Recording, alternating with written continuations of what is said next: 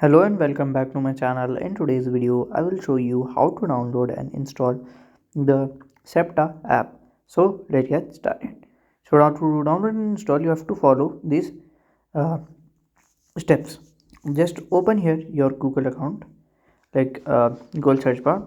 You can download and install the Google search bar also. If you are a iOS user, then you can open your Apple Store as well. So at here, I will actually go and search for the SEPTA app. Okay, so here SEPTA app.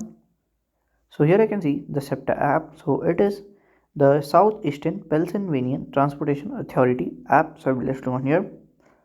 So from here you can directly click on the install button. So in my country it's not available. You will click on the install button and it will be automatically download and install into the phone.